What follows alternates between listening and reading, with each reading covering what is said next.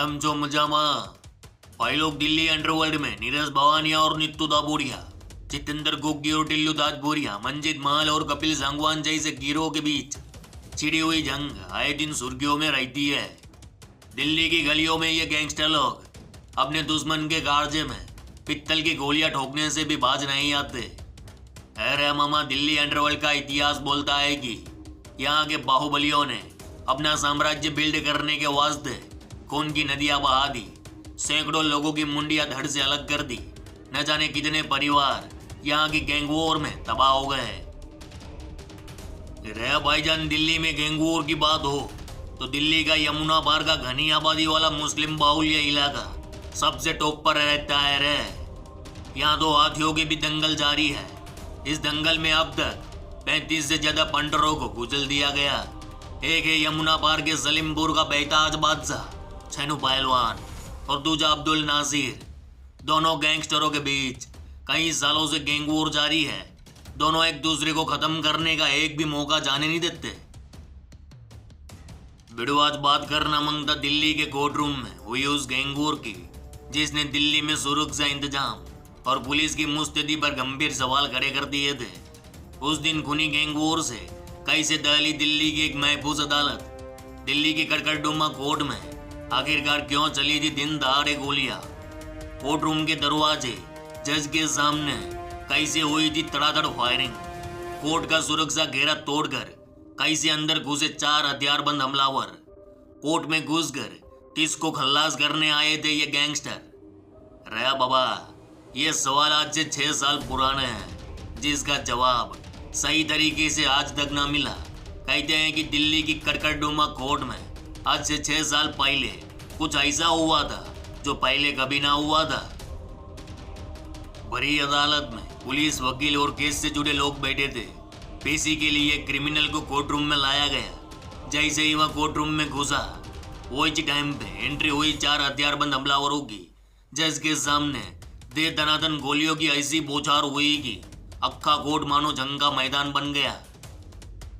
तो भाई लोग, आज की कहानी है इंसाफ के मंदिर में चली उस भयानक गोलीबारी की, जहां गोली जज को भी लग सकती थी, जहां जमावड़ा था खाकी वर्दी का, काले कोट वाले वकीलों का, इंसाफ की गुहार लगाने आए फरियादियों का।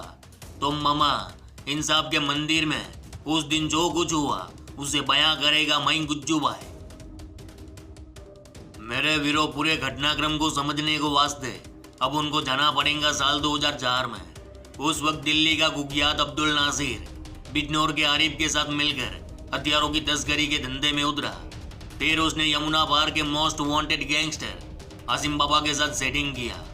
इधर आसिम बाबा और सलीमपुर के छेनू पहलवान के बीच लफड़ा चल रहा था। यहीं से छेनू और नासिर के बीच वर्चस्व और बदले की खूनी जंग ने नींव रखी। अब समय बदल गया। एक दूसरे के पंडरों को घात लगाकर मौत के घाट उतारने का दौर शुरू हुआ। इस गैंग वॉर में साल 2012 में दिल्ली के जाफराबाद इलाके में अक्किल डॉन को टपका दिया गया। फिर और एक अक्किल मामा था, उसको भी ठोक दिया गया। इस तरह छेनू और नासिर की गैंग वॉर में अब तक 35 से ज्यादा लोग मारे जा चुके थे। इधर साल 2015 शुरू हो चुका था। गैंगस्टर अब्दुल नासिर और छेनू पहलवान दोनों सलाखों के पीछे थे। इधर दोनों के छोकरे लोग अग्गे यमुना पार में तांडव मचा रहे थे। उधर जेल में बैठा अब्दुल नासिर छेन्नू को खत्म करने का प्लान बना रहा था।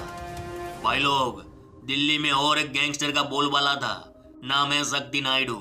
कहा जाता है कि उसकी गैंग में ज्यादातर नाबालिग छोकरे काम करते हैं, उन्हें ब्लेडबाज कहा जाता है। और एक सच यहाँ भी है कि शक्ति नायडू के ब्लेडबाजों की दिल्ली की जेलों में तुत्ती बोलती है। इधर अब्दुल नासिर ने शक्ति नायडू के साथ सेटिंग किया। छेनू पहलवान को पेशी के दौरान मारने का प्लान बना। इधर शक्ति नायडू ने अपने 4 ब्लेडबाजों को जिम्मा सौंप दिया। चारों छोकरे नाबालिग थे। हालांकि आज ये चारों जवान हो चुके हैं और अलग अलग जेलों में बंद है। इनमें से एक था इरफान। ये वही इरफान है जो आजकल आसिम बाबा और लॉरेंस बिश्नोई के वास्ते काम करता है। और मूसेवाला को मारने का पहला जिम्मा दिया गया था इरफान को। इरफान मूसेवाला के गांव तक पहुंच चुका था, लेकिन वहां सुरक्षा के तगड़े इंतजाम को देख लौट आया। 12 दिसंबर 2015 नासिर के गुर के अल्फा ने पूरा थैला भर के रिवॉल्वर और कट्टे पहुंचाए इरफान तक। फिर चारों ने आपस में हथियार बांट लिए। 15 दिसंबर 2015 इरफान एक ऑटो लेकर करकरडुमा कोर्ट पहुंचता है। पूरा दिन वहां रुका, रेकी की। अब चारों शूटर वारदात को अंजाम देने के लिए तैयार थे। 23 दिसंबर 2015 शुक्रवार का दिन था। करीब 11 बजे होंगे। कोर्ट परिसर में चारों ओर काले कोट वाले वकील और दिल्ली पुलिस के जवानों की चहल पहल थी। इधर करकरडुमा कोर्ट के रूम नंबर 73 में जज भी आ चुके थे। 11:15 पर चनू पहलवान को कोर्ट में पेश किया गया। 11:20 पर जज अपनी कार्यवाही शुरू करने वाले थे। वही टाइम पे 4 यंग छोकरे थोबड़े पे नकाब चिपका कर हाथों में कट्टा रिवॉल्वर लिए कोर्ट रूम में घुस आए। कोर्ट रूम की दहलीज पर खड़े हो गए। जज और वहां मौजूद लोग कुछ समझ पाते उससे पहले ताबड़तोड़ गोलियां बरसने लगी। निशाने पर था गैंगस्टर चनू पहलवान।